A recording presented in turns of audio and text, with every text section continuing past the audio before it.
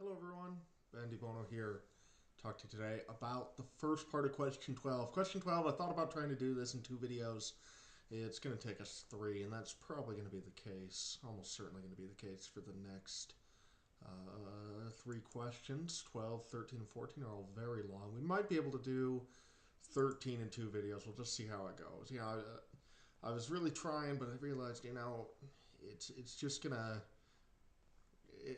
I'm not going to get them out any faster. We're not going to get through this any faster because it's going to take that much longer to get through the articles and study them and everything. So we'll do 5 articles today in question 12, and then 4 next time. We'll still do 1 through 5 today, 6 through 9 next time, 10 through 13 the time after that. So, but before we get to question 12, I just want to point out structurally what is going on here because this is really important. So we're still in the middle of this issue. How does God exist? And the primary portion of that is, of course, the divine essence. And so we looked at that. That's what we were talking about the last several videos, from the simplicity of God to the unity of God. That is how God exists. But then the next question is, can we actually know God? And if we can, to what extent can we experience the divine essence? How do we experience that? Is that possible? How is it possible? That type of thing. So what we're fundamentally asking here in question 12 is then, given that that's what we are able to ascertain about the divine essence, how are we able to experience that? Is that even possible for us as humans? All right. And normally I read through all of these, but let's just talk about the ones we're going to do today. So we start out with whether any created intellect can see the essence of God. Is it even possible? Well, the answer is going to be yes, as you'll see. Whether the essence of God is seen by the created intellect through an image. How do we see the essence of God?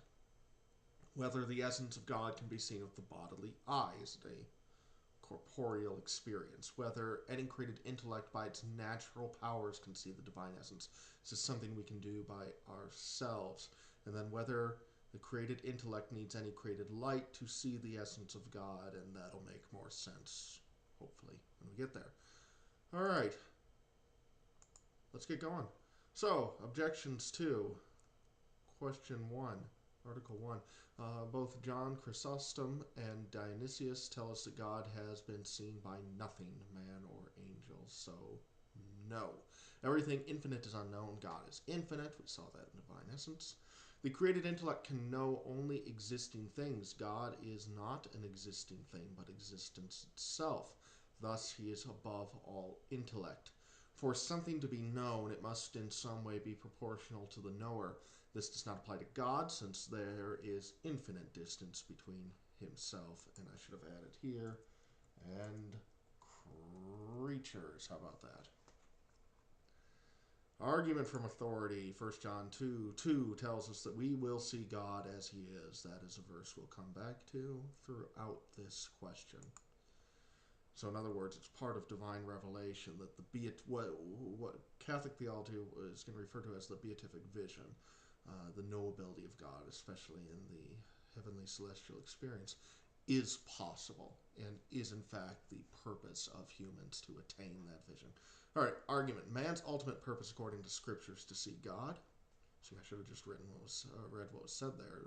Save myself the trouble of repeating myself. To do so, he uses its ultimate function, the intellect. So it is possible, according to divine scripture, or divine revelation, we know that it's possible for created intellect to see the essence of God. But even if we take revelation out, using reason, we can make a good case for this, because man's reason desires to know the cause of effects, and if we can't know the ultimate cause, then that reason is in vain, and it's ultimately pointless. So, there you have it. Objections answered. Dionysius and Chrysostom are referring to comprehension. That's a very important distinction here. Can we see God? Can we know God? Yes. Can we fully comprehend him? No. He is infinite. Okay? Infinity of matter unperfected by form is unknowable, but the infinity of form unlimited by matter is most knowable, and God is of the second type, and we saw that back in question 7. Objection 3 assumes that because God is supreme existence, he does not exist at all. This is not the case. He is supreme existence by being his own existence, yet that still implies existence. Now, I'm not quite sure who Aquinas is responding to here, but I know who I thought about reading this was Paul Tillich, who is a brilliant 20th century theologian, very, very interesting guy. Well worth reading, but would come down, it's always possible I'm misunderstanding him, but seems to me anyway to come down on the position of question 3, that God doesn't exist, he is only raw existence. And Aquinas is essentially telling us that's taking it too far. That's it makes the point really well, and I think Tillich is very helpful in helping us to grasp this whole concept of God's existence as his essence, but he takes it too far when you eliminate God and then say that God doesn't actually exist. No, he exists as his own existence. Okay. 4, every relation to one thing or of one thing to another is a form of proportion. So that way we get around the infinity problem, because there's a relationship between God and creature, and therefore there's proportion between God and creature. All right, Article 2, whether the essence of God is seen by the created intellect through an image. Do we see God, actually see him, or do we see him through a medium? Think of a better way to put it, like it's the difference between seeing a painting or a picture of somebody and actually seeing the person in person, okay? Scripture seems to imply that we see God through an image. Augustine says that we know God's likeness of God. A God, messed up there. Oh, no, I didn't. When we know, I just need to get rid of the word how about that? When we know God, a likeness of God is made in us, and the intellect seems to require a medium for any type of understanding. All right. But Augustine tells us that in the beatific vision we see God without similitude, without a medium. In order to have sensible and intellectual vision, a thing must have the ability to see and have its sight united with the thing seen. It's just a highly philosophical way of describing what happens when sight takes place. For sensible vision, in other words, for the vision of the senses, a similitude is used in order to raise the senses to a high enough level. I'm not doing well with my typos today. To see God. I didn't do much better there. This similitude is the light of glory, and that's what I said we'll get to down here, more in Article 5. However, for intellectual vision, the vision of the intellect, similitude is impossible for 3 reasons. First, Dionysius tells us superior things cannot be known by inferior similitudes. Second, God's essence is his existence. Since no created form is like this, no similitude is possible. And this made me think of, if you've ever heard, the Trinity is like a 3-leaf clover, or any of those other completely incompetent similitudes people use to try and explain the Trinity. You get an idea of what he's talking about here. And third, the divine essence is uncircumscribable, and therefore it cannot be contained in a similitude. All right. How about our objections? Well, Scripture, speaking of sensible vision, when it talks about seeing God through an image, which does require similitude, so we've made a distinction there between how we see God, between with the intellect and with the senses. Augustine speaks of how we know God in this life.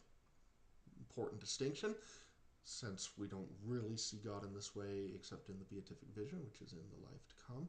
Since God's essence is his existence, this does not apply. I didn't quite understand all that one. And my notes aren't helping me here. Let's move on. Dig into that one more if you want to know it. I'm satisfied. Whether the essence of God can be seen with the bodily eye, literally with these things. Okay. Job speaks of seeing God in the flesh. Augustine says the glorified eye, in other words, the eyes that we'll have in our glorified bodies after the resurrection, can see God. And Isaiah speaks of seeing God in a vision. The famous passage of I saw the Lord seated on a throne, and Isaiah 6, I believe that is. But Augustine, I guess he must have contradicted himself here, we'll find out, tells us no corporeal thing has ever seen God. Sorry, eyes. Corporeal sensory organs are incapable of reaching beyond the corporeal, since God is incorporeal. Way back to question 3, God doesn't have a body. They can't see God. All right. Job is referring to seeing God after the resurrection. Augustine is speaking speculatively. The essence of God is not seen through a vision. So whatever Isaiah was seeing was not the same as the beatific vision. Okay? So, in other words, corporeal body parts can't see God in the way that the saints see God in the beatific vision. All right, any created intellect by its natural powers can see the divine essence. Objections. I guess I had all these expanded. Let's close those up for a moment. So, in other words, is natural reason, is the intellect on its own capable of comprehending God without some form of grace? Angels understand themselves. Dionysius tells us a created intellect, we're including angels in there too, not just humans.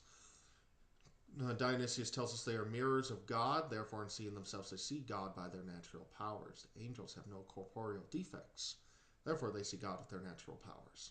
The conclusion of Article 1 seems to imply that this should be possible. What was Article 1? The created intellect can see the essence of God. So if the created intellect can see the essence of God, it seems like it's in and of itself already capable. It's good to go. Well, not so fast. Scripture tells us we can only see God through grace.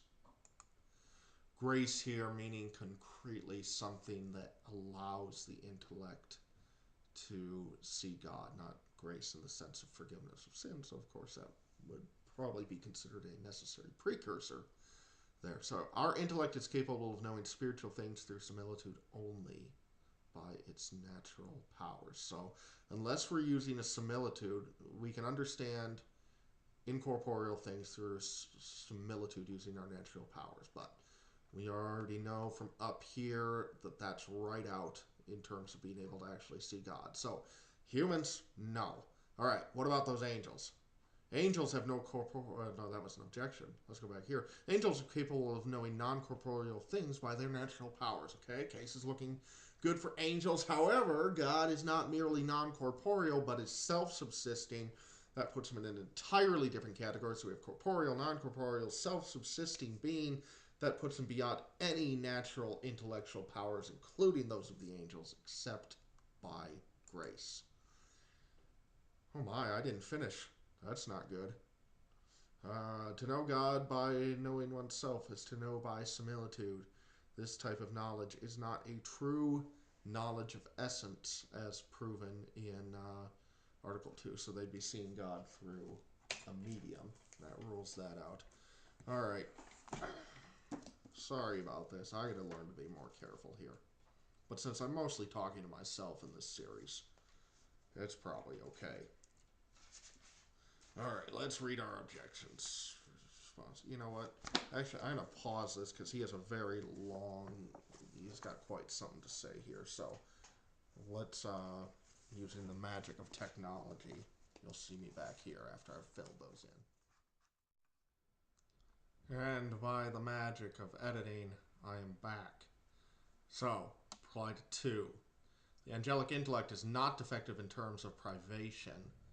So it doesn't have corporeal defects that limit it the way human intellect is. But in comparison to God, everything's defective. So in that way, we could say that it's too defective to be able to see God. Article 1 does not imply what the objection was saying there. It doesn't say that the corporeal created intellect is capable in and of itself of being able to see God under its own powers. It simply implies a capacity for that to be achieved, but still for that to be achieved, grace or something higher is needed to raise it up to that level. All right, then finally today, Article 5. And again, I have all this expanded out. I think even by the magic of editing, I don't do such a hot job. Whether the created intellect needs any created light to see the essence of God. So now we're getting into, okay, the created intellect needs something. Is it this type of grace that Aquinas is calling created light? Let's find out. God himself is light, therefore no created light is needed. It has already been shown that to see God through a medium is to not see his essence. Article 2, created light is a medium. Created light could be made natural to a creature. If this were to happen, in other words, it could be made part of that creature's form, since it is also a created thing, that creature will be able to see God according to its natural powers. And Article 4 contradicts that. Psalm 35:10, in thy light we shall see light. Fair enough. When a creature is raised beyond its nature, it requires something higher than its nature to be added to it. That's kind of restating Article 4. It has already been shown that something higher, grace, is required for the intellect to see God.